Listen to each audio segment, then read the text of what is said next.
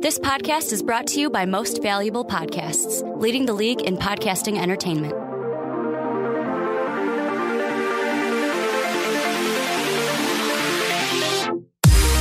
What's going on, Real MVPs? Brandon Swanson here, and across the table from me is Ricky Widmer. We're not talking Notre Dame today, right?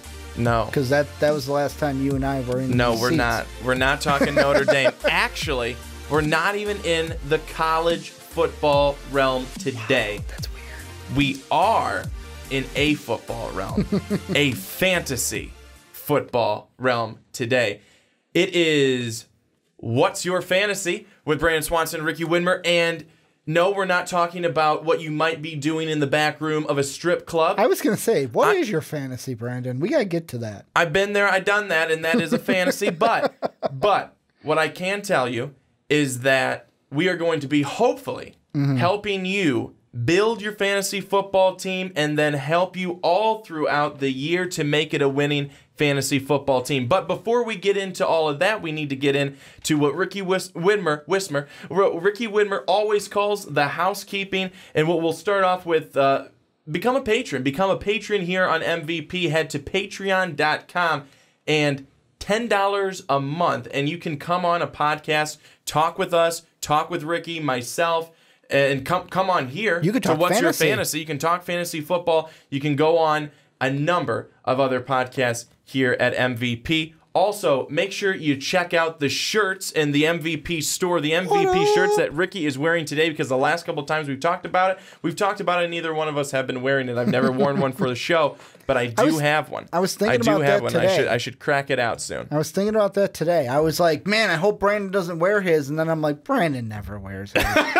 So you can clearly tell how supportive I am here on the show. No, seriously, I'm very much supportive. I'm actually a patron myself. Just letting it out of the closet there. You are? And I do come on a lot of podcasts. You can head to mostvaluablepodcast.com for those shirts. And then make sure you rate MVP. Make sure you rate MVP on iTunes and give that 5-star, I'm going to pull a Ricky, that 5-star juicy rating. Just like biting in that juicy burger. Give us that juicy rating of 5 stars on iTunes. I had Five Guys this weekend. Did you? It was really good. For the first time in a long time, it was so good. A little bacon cheeseburger with some pickle on it, barbecue sauce. Oh, man. I wish I could get it tonight, but it's going to be way too late for that. Yeah, for Five Guys, but you can get a juicy burger from somewhere else. I could. I probably won't get a burger because it just won't live up to. Not sponsored, by the way. # no ad. But yeah, it won't live up to what a Five Guys burger would do. Five Guys greater than In-N-Out at me. All right. So, what's your fantasy? We are getting it started, and again, we are trying to help you start off your league right and get your team right to start the season. So, Ricky. Yep. I've had 2 of my drafts so far. I had one draft literally. I've had one draft literally this last weekend, and my last draft was the weekend before that. We have a draft coming up here very soon. Actually, this coming weekend on Sunday, the MVP guys are, plus a few others, are getting together, and we have our draft. So this is hopefully going to be helpful for us as well. And also, you and I don't know when we're going to do it, if it will just be one of us doing it, if we will live stream during it, but very soon into the future, there will be an announcement about an MVP league for you guys, the fans, and this year, you and I, because this is the fantasy podcast, we will be the controllers and the keepers of the MVP team this year. We absolutely will be, and that will be a lot of fun, so make sure that you are watching for that. But let's dive right into this here, Ricky, on What's Your Fantasy. The first episode of the season will be with you all season long. Let's go into sleepers. Possibly one of the most valued come end of the season spots in terms of a sleeper. A guy that you just take a flyer on, but a guy that you're willing to go after, have your eye on him, and really hope that he's going to end up doing well, who's kind of laying low, just kind of right in the weeds. And I'm going to throw it to you first. Who would be your number one sleeper in football, in fantasy football, here in 2018? Eli Manning. And the reason why I say that is because of everything going on with the Giants right now. They get a guy like Saquon Barkley who, is he going to light the world on fire as a rookie? No, but he's still going to be very good for this Giant team. Eli Manning gets his main receiver back in Odell Beckham, who is now the highest paid wide receiver in the NFL right now. Just got that $5 million extension, or 5-year extension. $5 million. That's not a lot of money for a wide receiver. But I know what people are going to say. They're going to say, Ricky, Eli Manning, he hasn't really been that good. He's pushing almost 40 years old. He will turn 38 at the end of this year towards the playoffs in January. He'll turn 38. I have a feeling about this team. Getting Odell Beckham back, getting Saquon Barkley to be a weapon out of the backfield, not just running the ball, but also in the receiving game as well. And I am not on the same page as Sean Anderson and as Mark Weber. Sean Anderson completely thinks that the Giants are going to be horrible this year. There is also Mark Weber, who is also thinking that he does not believe in Pat Shurmur because to me, I think it's disrespect to say, hey, we know how he was as a head coach before. My response is, you become the coach of the Cleveland Browns in real life, not in Madden. See what you do with that team. I feel like bringing Pat Shurmur in, we saw what he was able to do with Case Keenum, who everyone was like, great, we got Case Keenum for the Vikings. This should be, holy crap, they're in the NFC title game. That now he gets Eli Manning, who, when he's on, he's a really good quarterback. He absolutely is, and a sleeper that I've got, and not necessarily my number one sleeper, but one of the sleepers that I actually just drafted yesterday is on Sunday. When this comes out, it probably won't be yesterday, but Sterling Shepard.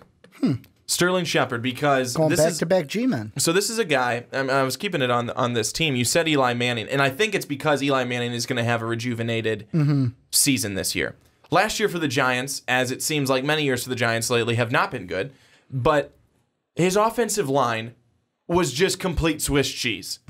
I think they just would let him through, like, what's his name? Was it Brandon Flowers? Who would just, sure, Eric Flowers. Eli, he's coming.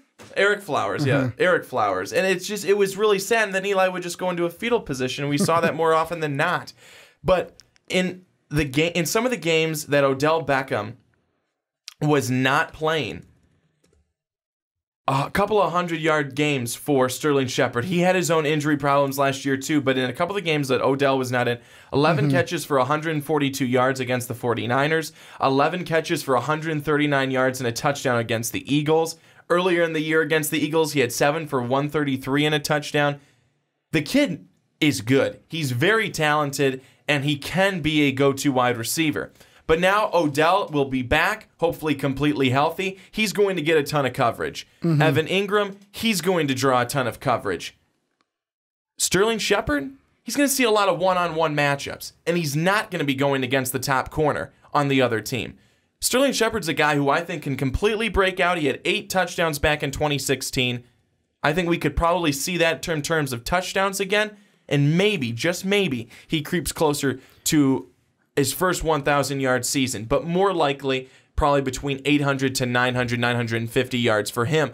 But I really think because Eli Manning is I think going to be better, defenses cannot completely expect pass with Saquon Barkley there. Saquon's going to bring, I think, a whole nother dimension for the Giants. You get receiving out of the backfield. If Sterling Shepard can step it up, that only and stay healthy. These two work together. If Sterling Shepard steps up, it helps Eli. If Eli plays better, it can help Shepard as well. And by the way, Brandon Flowers, you had Brandon Flowers on the mind because he used to be a Kansas City Chief. Yes, either that or you were listening to the Killers before coming in because their vocalist is Brandon Flowers as well. But when I think of Eli, just to kind of keep it on the sleeper thing, I'm not saying he's going to be, sleeper, he's your starter, go at it.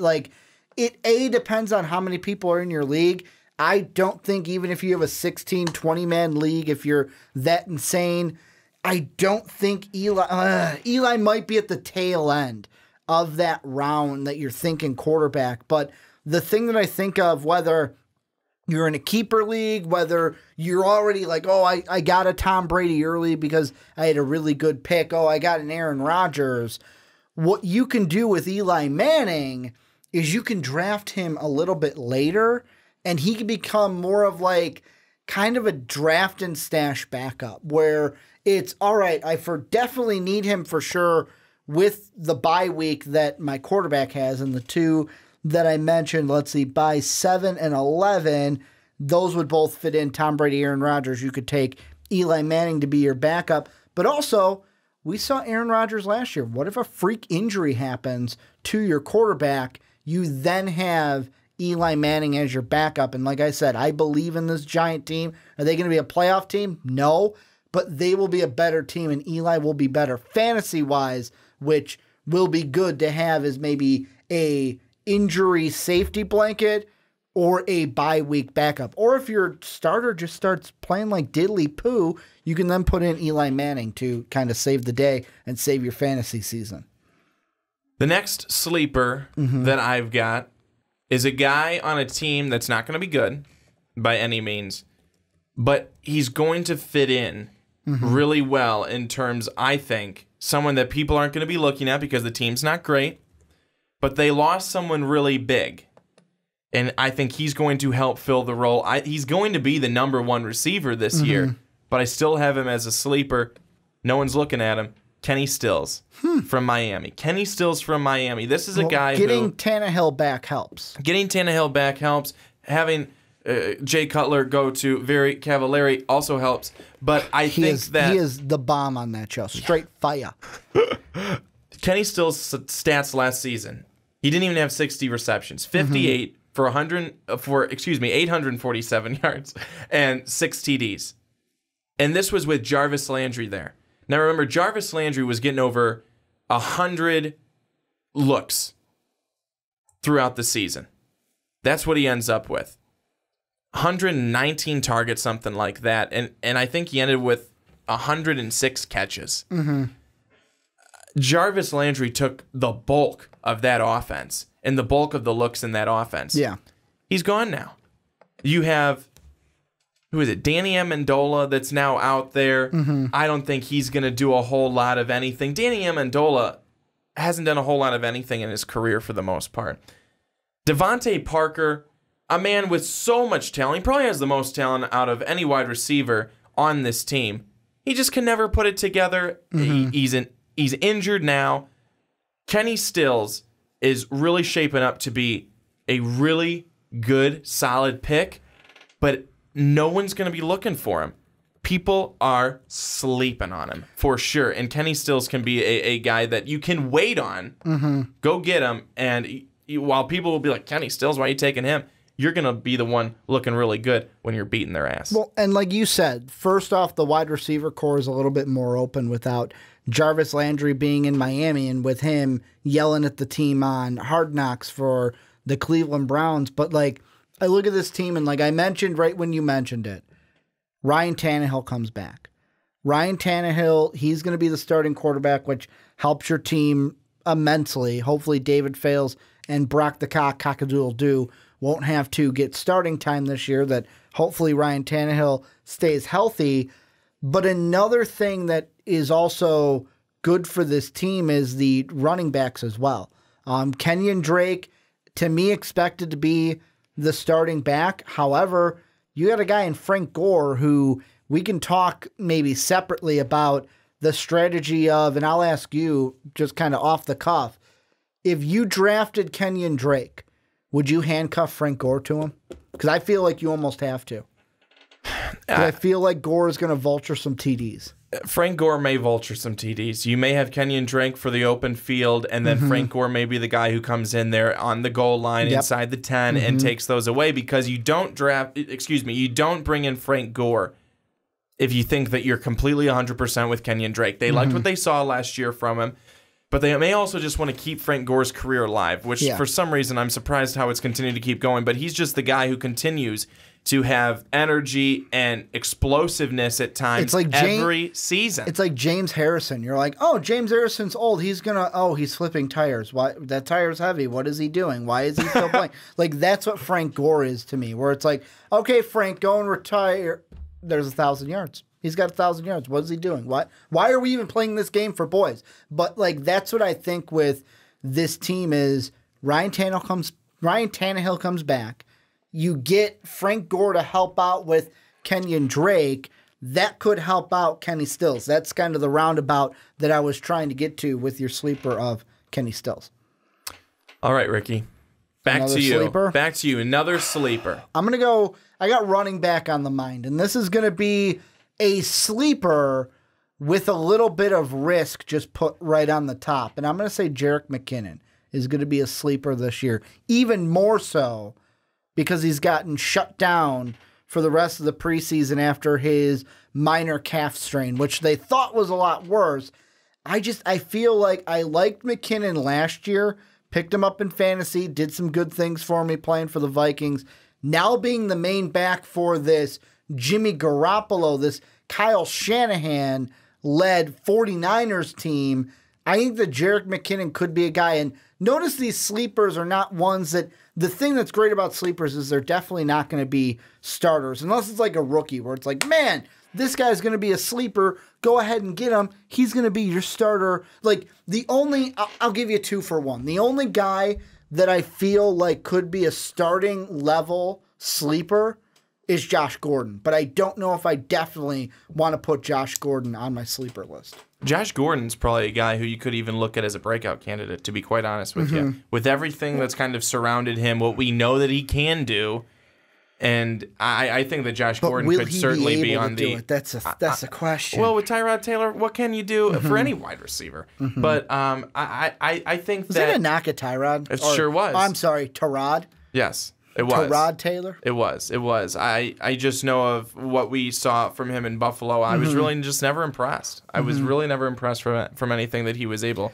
to do in Buffalo. But going back to Jerick McKinnon, he's going to help Jimmy Garoppolo out. He's going to help Jimmy Garoppolo out. But the thing with him is he has never... I mean, you're a Vikings fan, so you know Jerick McKinnon well. Yeah.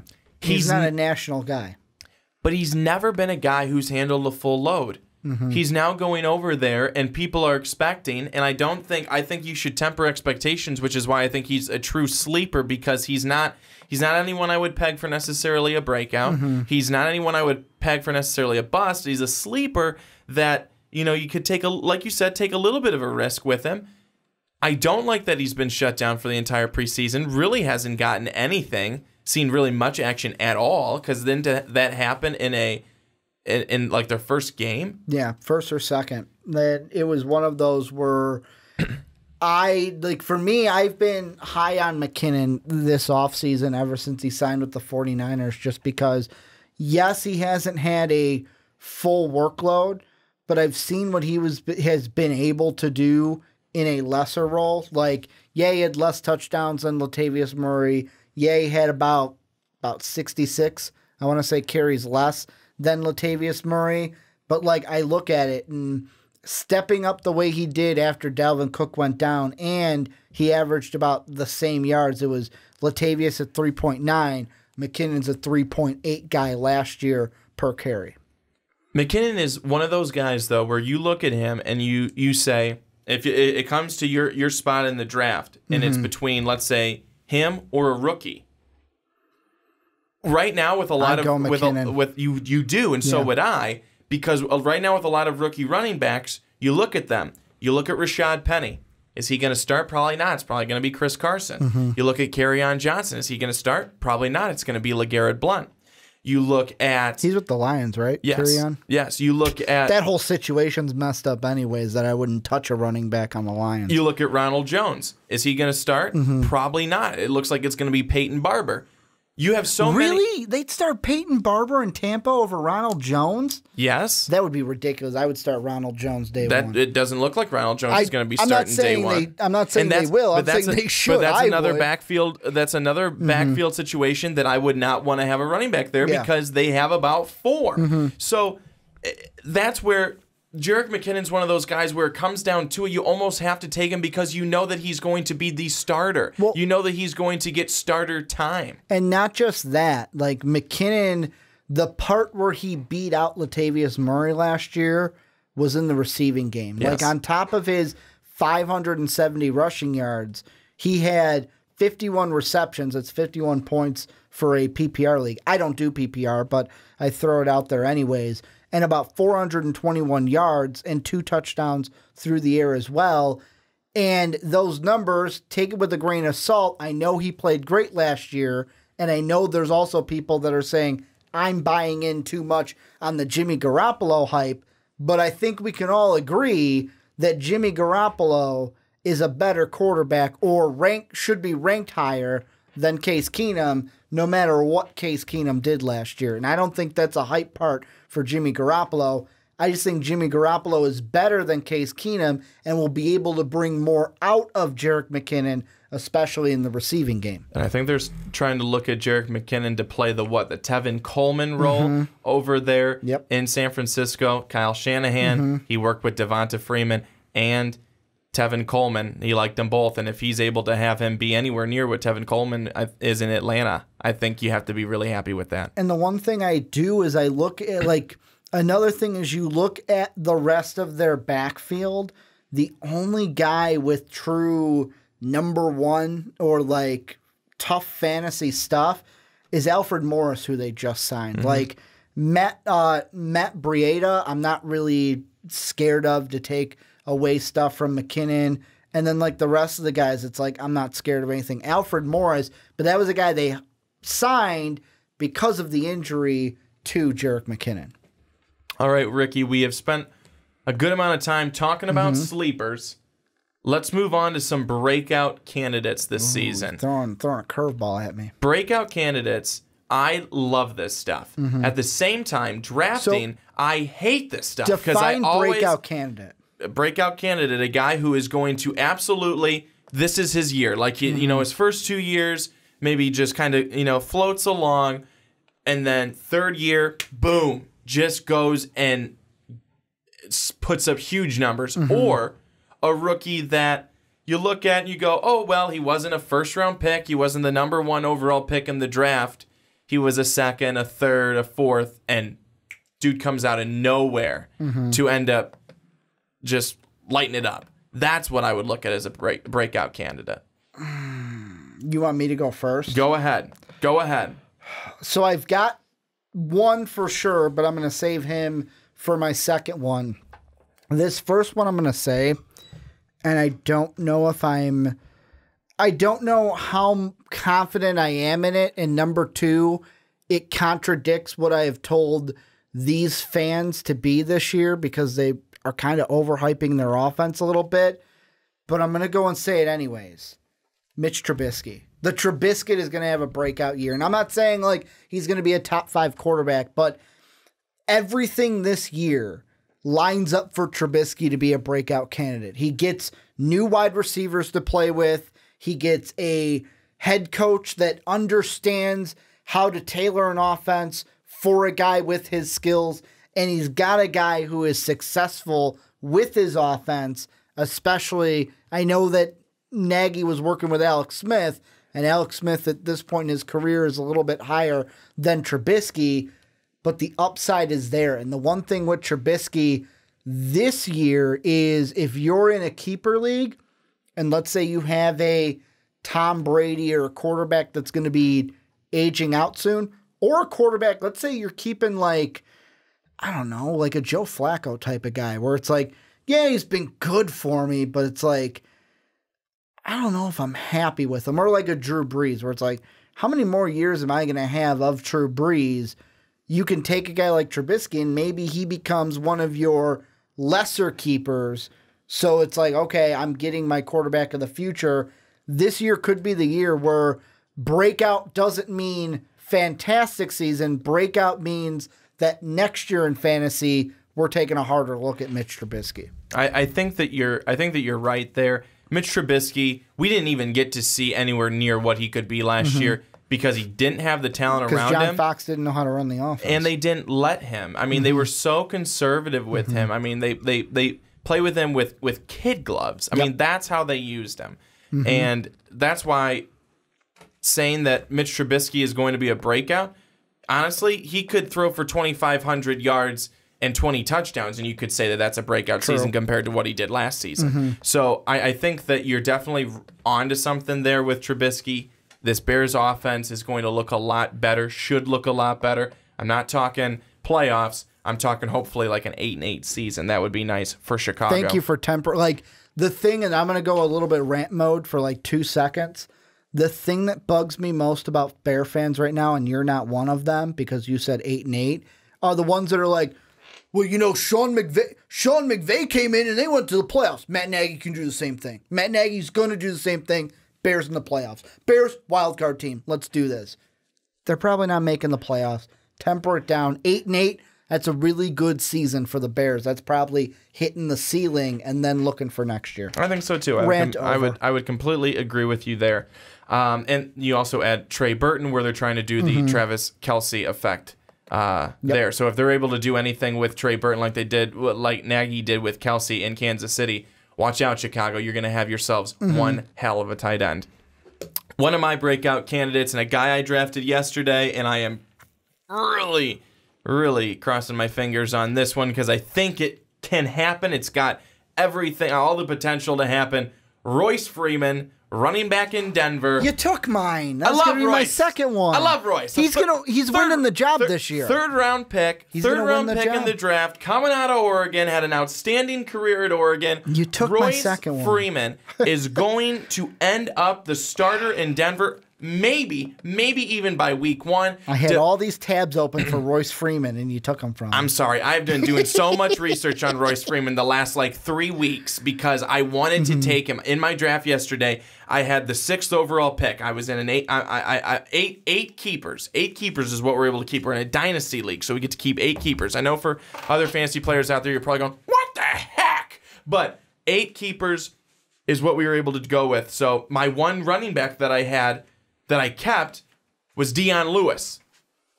Not even a guy who's starting. So I needed to go and get somebody else. I went with Royce Freeman. I had the number 6 pick. Royce Freeman is going to be a guy who I think is going to be outstanding. He is a tough runner. He's a big guy. He's going to get a lot of touchdowns. This guy could get 10 touchdowns this year, Ricky. And also the thing with Freeman is that he is just what has looked like from seeing and watching him so far in these preseason games. He finds the holes and he sheds tacklers. Yep. And that's what I absolutely love about him. He's just a hard runner and no one's getting in his way. And the other thing is Devontae Booker has been there for 3 years in Denver. If they're questioning if he's going to be the starter now, and if they went out and they got Royce Freeman in the 3rd round, Devontae Booker, your time is done, buddy. Well, and I mean, the one thing I look at, and I mean, I'm going to say it, and I don't care how disrespectful this is to the running backs for Denver. You look at everyone except for Royce Freeman, maybe not Phillip Lindsay, but everyone else. It's weak sauce. It's weak sauce in that backfield for the Denver Broncos. So, for me, I've always been on the bandwagon that Royce Freeman, I don't know if he was going to win the job week 1, but shortly after, by week 6 at the absolute latest, I'm looking week 3, week 4. Ideally, he's going to be the starting back and just take it for the Broncos this year and could definitely be a breakout candidate for that reason alone, just because of the talent that they don't have in the backfield in Denver. Yeah, and I think Denver is going to end up being a really good team this year. They definitely could end up having an outstanding offense because you add a number of rookie wide receivers to pair with Emmanuel Sanders and Demaryius Thomas, who sounds like he's healthy. Sounds like he has gotten on a good diet program where he feels really good. At one point in the season, he was talking about retiring. You pair that with Case Keenum, a quarterback that actually can throw the football and will consistently be able to throw the football and get it to his wide receivers, as opposed to that carousel of chaos last year that Denver had. And then you throw Royce Freeman in there. This is an offense that I think can be very potent this year for Denver. Now I got a question for you about Breakout. And this is somebody that I don't think will be a breakout, but I'm looking at articles and other reporters, other fantasy people are listing him as a breakout. Is Corey Davis going to break out this year after his rookie season last year? A lot of people are expecting it. A lot of people are hoping for it. But here's the key to Corey Davis being able to break out. The success of Marcus Mariota. Yep. When is Marcus Mariota... And how many touchdowns is he going to throw to himself? Well, when's he going to be able to put it together? I mean, I know they went to the playoffs last year. And not get injured. He's got injured. When's he going to be able to put a full season together where it feels... where there's no injuries and where it really looks like this Titans offense runs through him. Maybe it's this year, but everyone else's value, even running backs, even Derrick Henry, even Dion Lewis, especially Dion Lewis because he's the receiving back, kind of are hanging in the balance. You know, we're not quite sure what we're going to get, and it's all due to Marcus Mariota. If he can do well, the offense will run through him and it will look outstanding. But if he struggles, if he's injured, if they've got to go to any backup by the name of anyone, Corey Davis will not be breaking out at all. Well, and I mean, the thing that also that I look at is, because right now, like, you look at last year in Tennessee, Delanie Walker, Rashad Matthews, Eric Decker, all above Corey Davis when it came to yards. Corey Davis didn't even have a touchdown on the year last year, and he only had 4. Like, for a guy in college that we talked about, man, he's got deep playability, only 4 receptions of 20 or more yards. Whereas you look at the guys in front of him, Rashad Matthews had 13. Delanie Walker had 9. Eric Decker had 5 of his own. And Taywan Taylor, who now is going to be opposite side maybe of Corey Davis, had 4 of his own. So for me, another thing coming in with Corey Davis is Rashad Matthews. Right now, recent news about Rashad Matthews is yesterday, Sunday, as we're recording this on Monday, Titans have removed him from the PUP list and placed somebody else on injured reserve, another wide receiver. How healthy is Rashad Matthews going to be? If he is not healthy, Corey Davis might have to step up, because right now I look at the depth chart, Delanie Walker is going to be the number 1 target. He got most of the receptions last year, most of the yards. But if Rashad Matthews ain't out there, somebody's got to get the second targets. Is it going to be Taylor? Is it going to be Corey Davis? And I don't want to see the day that Corey Davis gets passed up by Taywan Taylor in the receptions and in the targets, because that would just be sad for a guy like Corey Davis, who has so much upside and who I know I was really high on coming out of the draft. Well, that's why Corey Davis is going to have to make the absolute most of every opportunity that he gets. And when balls are thrown his way, he's going to really have to fight for him and catch him, and then really be able to make some plays off of that. Another breakout guy I've got, Ricky, is a guy that I'm sure you know and you love. Can I take a guess? Does he play for the Bengals? No. Oh, okay. Never mind. Go ahead. He plays for a team you know and love. The Vikings? Dalvin Cook. Oh, okay. Dalvin Cook. I thought you were going to go with Joe Mixon. That's what I was thinking. No, I'm going to go with position. I'm going to go with the guy who had the ACL tear last year. Hey, you know what happens with us and ACL tears? Our running backs just tear off. And I'm going to go with him because he looked like he was putting together a nice season last year. Now he's got a different quarterback, a better quarterback, I think a more consistent quarterback, even though Case Keenum was really good last year. I think overall, in the grand scheme of things, Kirk Cousins is a better quarterback than Case Keenum is. I think that's going to help his value and helps everyone else around him. It's going to help Stephon Diggs. It's going to help Adam Thielen. It's going to help Kyle Rudolph for sure in the red zone. But Dalvin Cook is going to, if he comes back fully healthy and he's able to make his cuts and do what he was doing last year before his injury, he's going to be really good. He's going to be really good. And like you said, you mentioned it. Look at what Adrian Peterson did in a Minnesota Vikings uniform many years back after he tore his ACL. The next year, he came out, crushed it. Dalvin Cook may not do that, but he's going to do very well. Well, and the thing also is I was high on Dalvin Cook last year. I was excited for him as, of course, I'm a Viking fan, so there's that to it. But he was playing really good before he got injured. And then he got injured, and everyone was like, no, what are we going to do? Then McKinnon and Latavius Murray kind of stepped up, did enough. We're a two-headed monster back there and helped us out. But I'm excited to see what this team can do, not only with Dalvin Cook coming back, but also Dalvin Cook now has, I'm going to say, a better quarterback in front of him in Kirk Cousins than Case Keenum. And that's not a knock against Case Keenum. Case did great things for the Vikings last year and was a main reason why we were even in the NFC Championship game last year. But I am super excited to see what Dalvin Cook can do this year.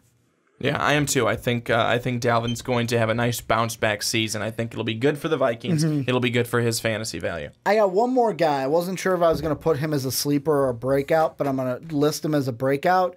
And this is only because of what I've seen in preseason so far and Hard Knocks. David Njoku. Oh, yes. Tight end for the Browns. Yes. I feel like he is going to become the favorite target for either Tyrod or Baker Mayfield, whichever one is out there at quarterback this season. Ricky, a lot of people agree with you. A lot of people agree with you. Whenever David Njoku has gone so far this season in either of my leagues, first preseason game, they say, wow, that's a great pick. That's a great pick. That's what people are saying. They really like what he could. Look at him last year. So he could have been so much better last year. You could tell he was a rookie. He had some cases of the dropsies and doing what he's not supposed to do in the red zone. I mean, look at who his quarterback was, though. Oh, I know. I get it. But he also wasn't helping that quarterback out. So I think that Njoku really has an opportunity to break out in a big way. You were saying the first preseason game, though. Yeah, the first preseason game, it was more on the side of Tyrod, but like there was a route where he ran a vertical and Tyrod just floated it over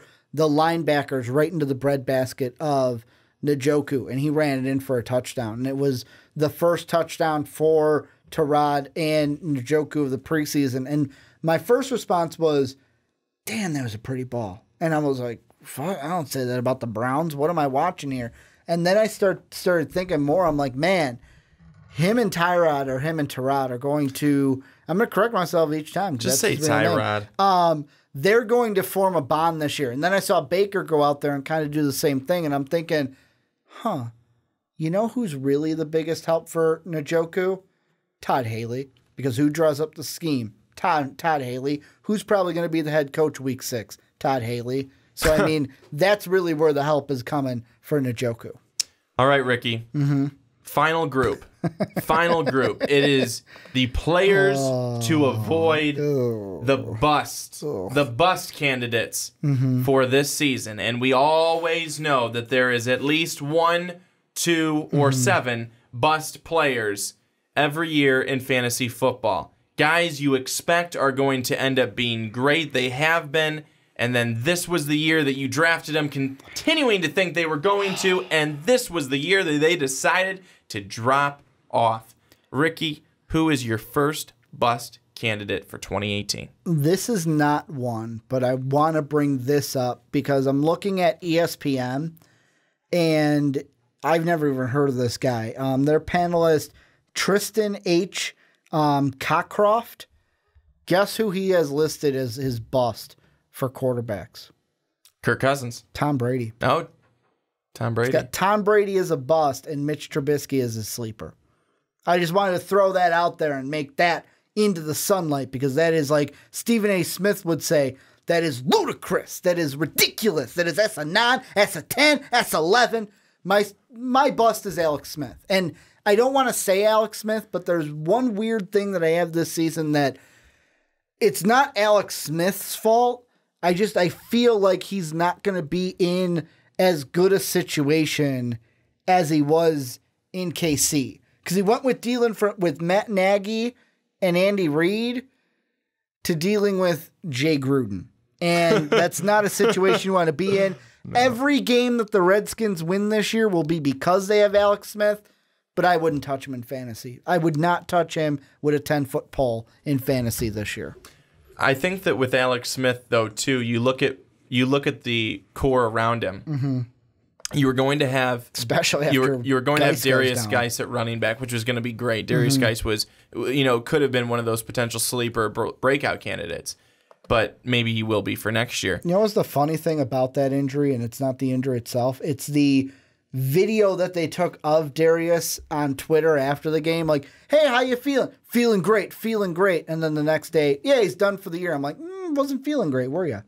He wasn't feeling that good after the game. So, I mean, because I saw that and I was like, oh, he's going to be fine. He's going to be fine. Next day, IR, I'm like, well, damn. There goes my guy that I was going to draft this year as my rookie. But you look at the running back situation. Samaje Perine, Robert Kelly, and now Adrian Peterson, who still says he has some stuff left in the tank. And Chris Thompson. I look at Chris Thompson back. more as a receiver because that's where he does his damage, or seems to.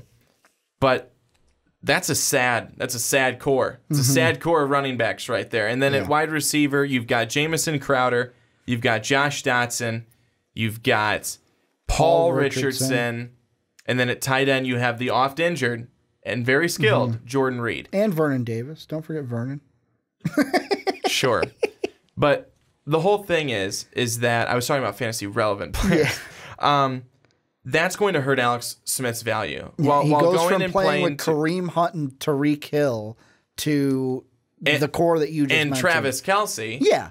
Don't forget my boy Travis Kelce, who I do not know personally but would love to. I think that Alex Smith, like you just mentioned, I mean, you mentioned it. He went from a completely, I think, solid situation in terms of his head coach, the pieces around him, the weapons he had to choose from, to going here to Washington for a head coach who didn't want Kirk Cousins in his plans.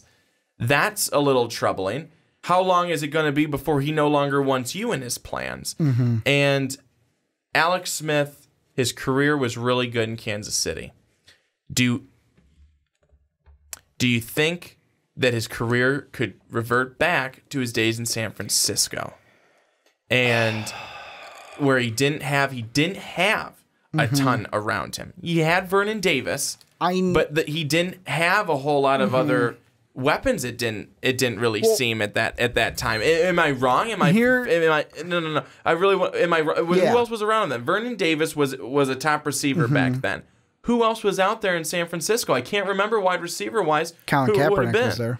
I mean, but that's why I worry, because none of those names are like, whoa, he's got a solid wide receiver. If Josh Dotson could stay healthy, then maybe he does. But you can't bank on that. If Jordan Reed could stay healthy, maybe he would. But you can't bank on that. Well, for me, a lot of people, as soon as I brought up Alex Smith, there were going to be 49er fans that were like, oh, well, Kirk Cousins did great with this team, so why can't Alex Smith do the same? Here's the thing that I think, and I wonder this for Kirk Cousins as well, because he doesn't have this as a chip anymore. When Kirk Cousins in these last few years with the Redskins, he was playing for his life. He was playing for a contract, because for the last 2-3 years, the Redskins didn't give him a contract. They just slapped him with the franchise tag and wouldn't commit to him long term. So he was playing for that contract that he's got. Alex Smith is not playing for that. He doesn't have, I'm not saying he's not going to work as hard, but he doesn't have that same motivation that Kirk Cousins had. So that might play into it. And the last year, I'm looking at this, the last year that Alex Smith was the definite starter for San Fran was the 2011 season. The leading rusher on that team, Frank Gore, with just over 1,200 yards and 8 touchdowns on the ground. The leading receivers, you had Michael Crabtree on that team. You had Vernon Davis on that team. You had Ted Ginn Jr. He only had 220. You had guys, and these are just named. Delaney Walker was on that team. Josh Morgan, Braylon Edwards. Wow. And then the next ones, like the main ones were Crabtree, Davis, and maybe Kyle Williams and Ted Ginn. Like those are, let's put it this way. Mainly it was Vernon Davis and Michael Crabtree with Frank Gore and a little bit of Kendall Hunter that was the offensive weapons for Alex Smith to work with in 2011. It'll be interesting to see how that ends up working out. Some would say those are better weapons than the Redskins have right now. Yeah. One of my bust candidates, Jay Ajayi. Jay Ajayi from the Eagles. Ooh. So when he came over to the Eagles last year via trade from Miami, he wasn't being used a lot. He was not being used a lot. He was not being used as a featured back. He was being used, and LeGarrette Blount was being used, and Corey Clement was being used, and Darren Sproles was being used until his injury.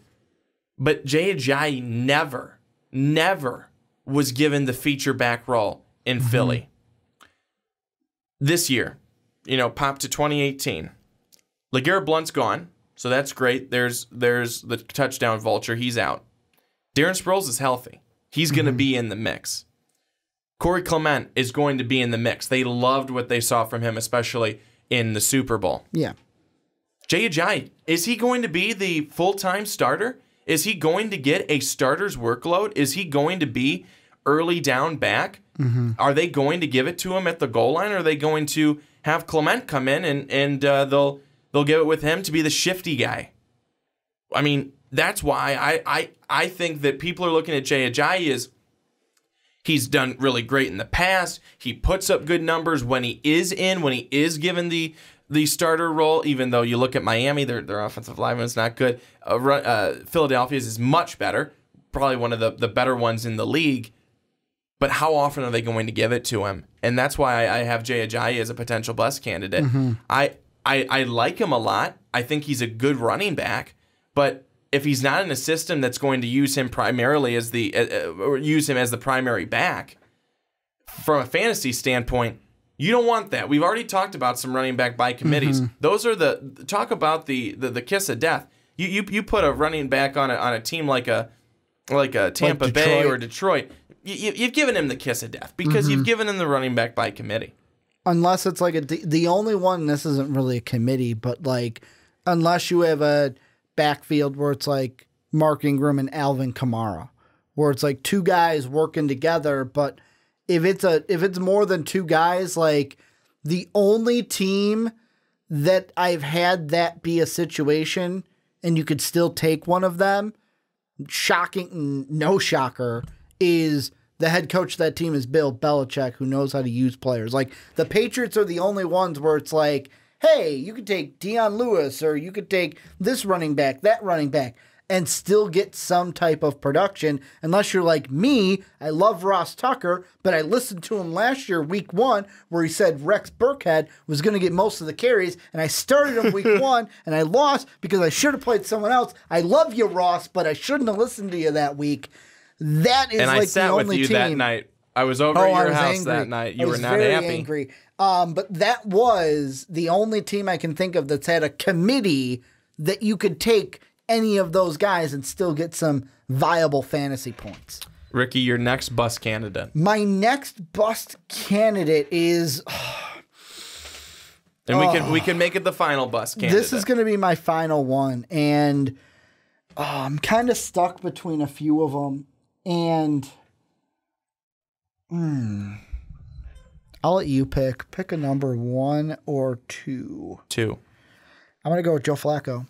I'm going to go double quarterback. Where Joe Flacco, I think this will be the end for Joe Flacco. Like, he's not going to get replaced this year, but after this year, bye-bye, we're going to get rid of you, and Lamar Jackson will be the starting quarterback for the Ravens next year. Like, I think this is the beginning of the end. It's nothing that, like, Lamar Jackson's not blowing people away in the preseason. He's had a couple nice plays, but I just think this is going to be a down year for Joe Flacco and the Ravens, although the Ravens will probably be an 8-8 team.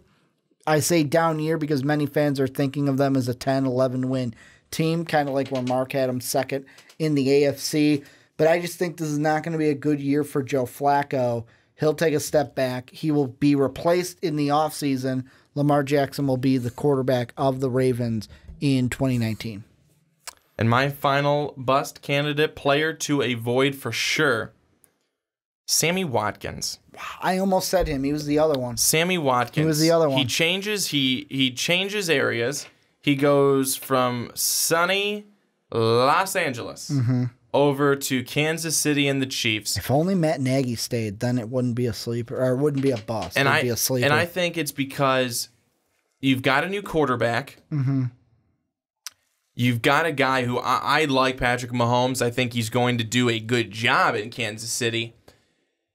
But Sammy Watkins, what he has been in his career is 1, injury prone, 2, the mother of all dropsies, and 3, Tyreek Hill is your speedster guy. You already have one. Sammy Watkins was that for other teams. You can't have two speedsters. I don't want to say that. Unless he's transitioning into a different part of his career. Unless he is, and he's going to be kind of your over-the-middle type of guy. And I misspoke in saying you can't have two speedster guys. You can have two guys who have speed, but you're really only going to have one guy that ends up being, like, teams only have one Ted Ginn. They don't have two Ted Ginns. And there's a reason for that, because you only really need one Ted Ginn, while the other one is doing the crossing pattern or the underneath routes. Sammy Watkins has never been that guy in his career. The deep guy is going to be Tyreek Hill. The guy over the middle, and still can be a fairly deep guy, Travis Kelce. He's also going to be the blanket guy. Kareem Hunt's going to work himself into that as well. Sammy Watkins, I don't think, is going to get enough for people to look at him and say, this is going to be good value. This is going to be a quality wide receiver. His history of injuries from his time in Buffalo were not good. His history of drops from his time in Buffalo carried over to the Rams, not good. I don't see that not continuing here in Kansas City. They signed him for a big contract. You got to hope, Kansas City sure is, that he's going to work out and that he's going to end up being a guy that is able to produce for them, but I don't see it. I look at their team, though, and it's like the only thing I can think of is with a big arm quarterback like Patrick Mahomes, let's have two guys on the outside that can just both go verts and both go long, and maybe that's what they're trying to play. Maybe have them be deep routes, have kind of Travis Kelce work that middle of the field, because like I look at the rest of this receiving core for the Chiefs, and I know technically on the depth chart I'm looking at, you got guys like Robinson and Conley who are above this guy, but like really the only names I recognize are Tyreek Hill, Sammy Watkins, and DeAnthony Thomas from this receiving core. It's going to be interesting to see what kind of production Kansas City gets from the guys not named Tyreek Hill, not named Sammy Watkins, from these wide receivers. Yeah, it definitely will be. And that's where Kansas City is going to, because they got rid of Albert Wilson. He's now over in Miami.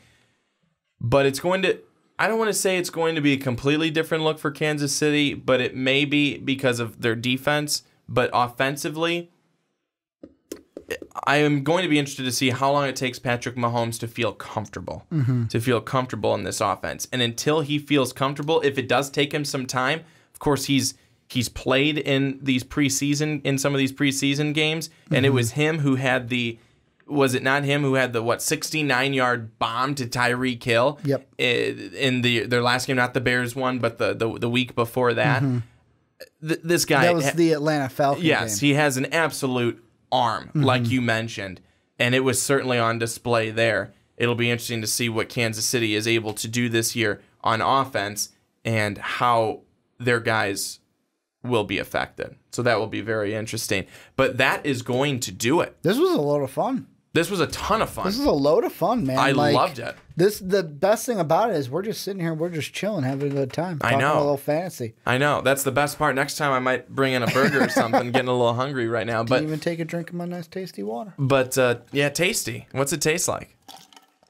Chicago water. Chicago water got a taste to it, man. I don't think it's supposed to. It does. I mean, you take water from like when I was in California, didn't taste the same. Chicago water's got a certain taste to it. I can't describe it, but it does.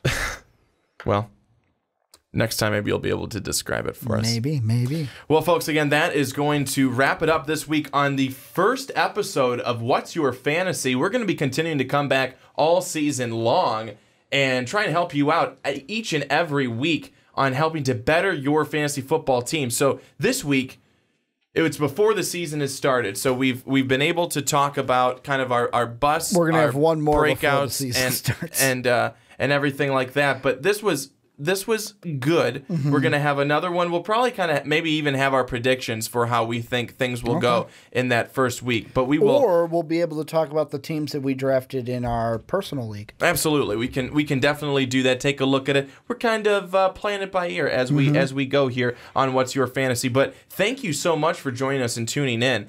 And remember, become a patron. I'm going to try and get all these things here at the end. Become a patron. Go to our Patreon page, patreon.com, and for just $10 a month, to Patreon, to us, that helps support the channel, you can be on What's Your Fantasy, talk fantasy football with Ricky and I, or you can be on any other podcast on MVP. Also, make sure you check mostvaluablepodcast.com. Look at the store where we've got MVP t-shirts. Ricky is wearing his tonight. He just showed it off to you. Make sure you do that. And then, of course, you go on iTunes and make sure you give some good ratings on iTunes, especially for that primetime podcast. Yeah, we're not a couple of good old boys, even on this podcast. Absolutely hysterical. You know what I should have done? I should have counted, like, someone in the comment section, count how many of the guys we talked about were SEC guys. Because I don't think we talked about many SEC guys today. I could be wrong, though. I could be wrong. But make sure you rate MVP. Give it a good 5-star rating on iTunes. And again, thank you so much for listening. Thanks for coming in and joining Ricky and myself for the first edition of What's Your Fantasy? Maybe where we we'll talked find out about what your fantasy is. Football, not those other things that you do when you're going to bed sleeping. Again, thanks so much for watching, everybody. For Ricky Widmer, Brandon Swanson saying so long. Till next time.